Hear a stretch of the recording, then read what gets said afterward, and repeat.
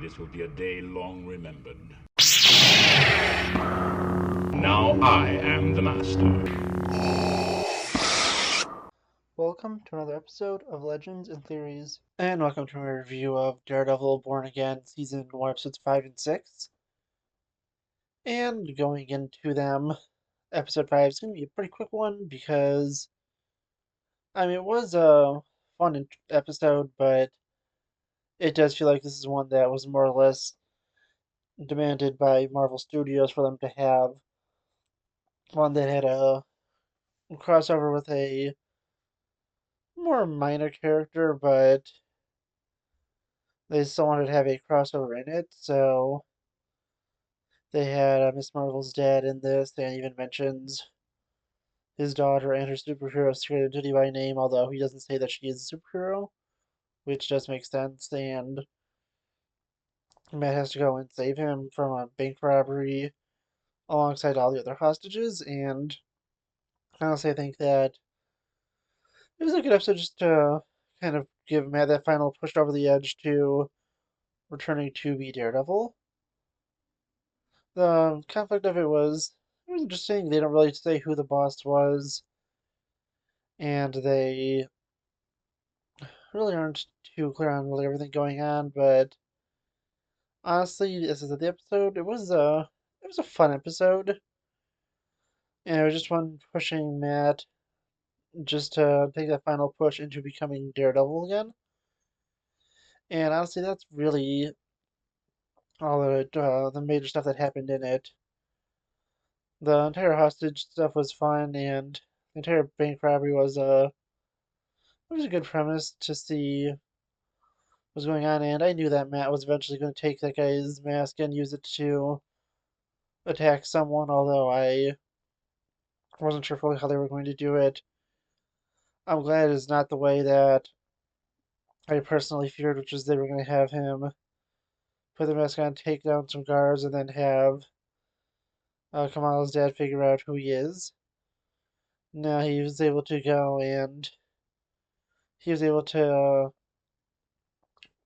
do enough to go and put things down to a spot where at least he was able to distract them so they could be taken down and their boss failed.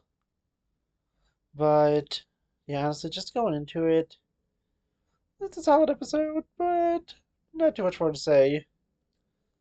Now going into one I think that definitely has a lot more worth saying about it.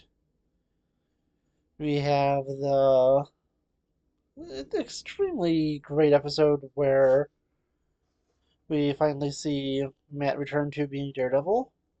And that is episode 6, Excessive Force, where he finally gets pushed over the edge when Hector's niece is captured by Muse.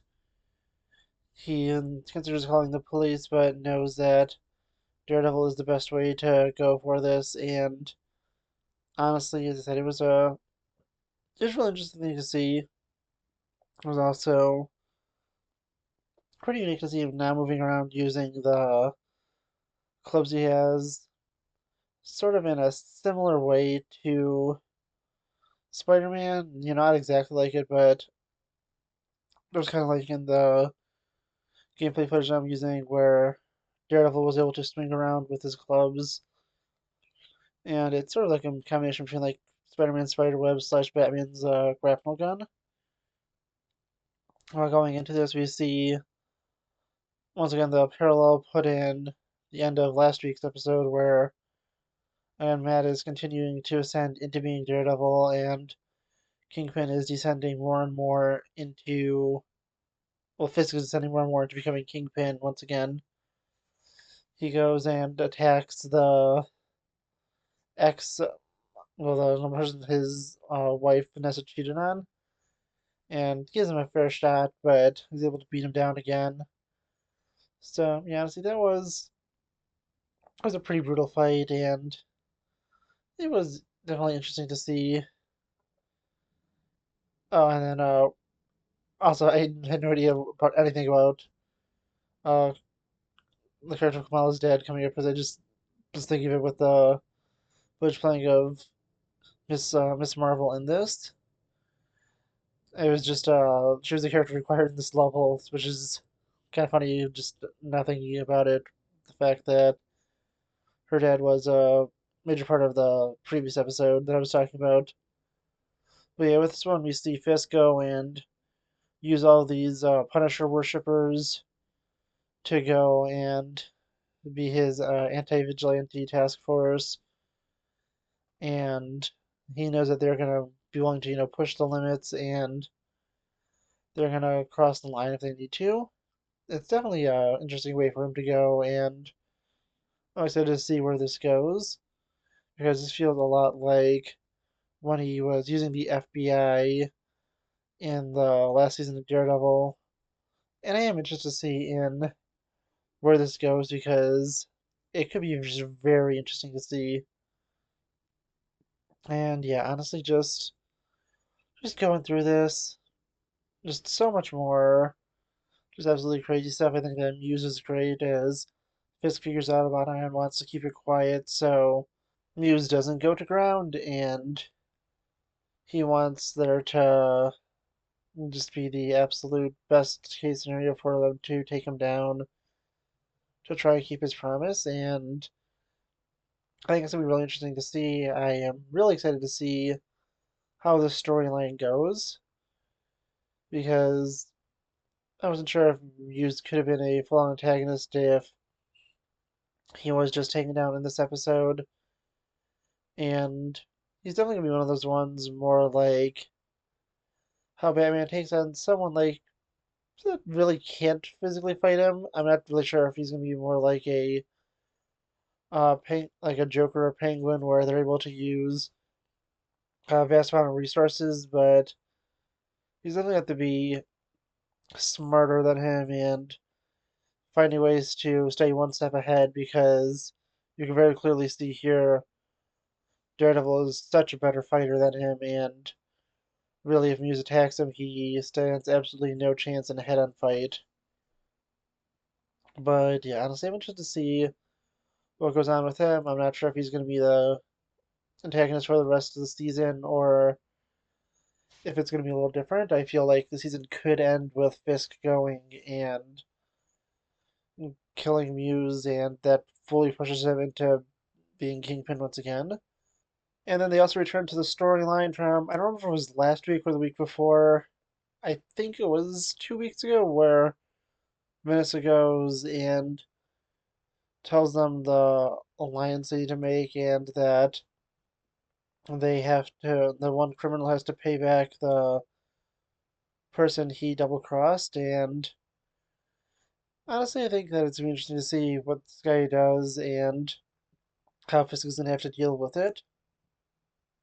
And then there's also the pretty interesting thing with the entire mayorship thing where he has to go to this meeting and the I don't remember the guy's name, but Kate's stepdad, well, your stepdad from Hawkeye was there. You also see someone fighting with a sword, and that's most likely him from the comics. I remember when Hawkeye was coming out, they said this character was known as the Swordsman, and they said that guy was named the Swordsman. So it does seem like that's most likely him. And honestly, it's gonna be interesting to see there.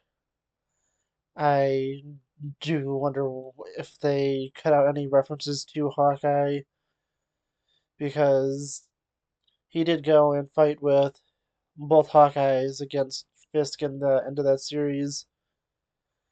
Although I'm not sure how involved he knew Fisk was in that operation. I'd have to rewatch Hawkeye for that.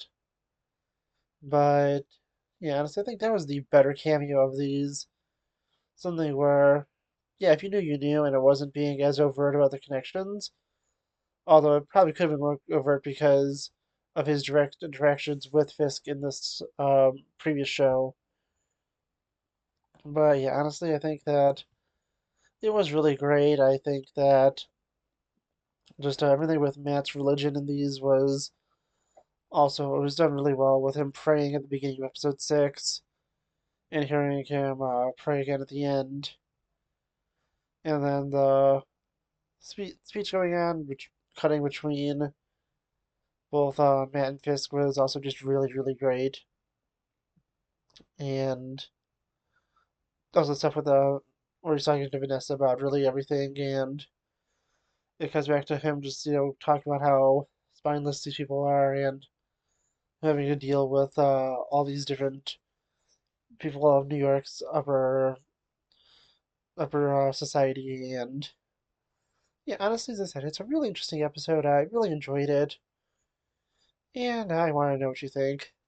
Please let me know in the comments, and I'll see you in the next episode of Legends and Theories. Thank you for watching this episode of Legends and Theories.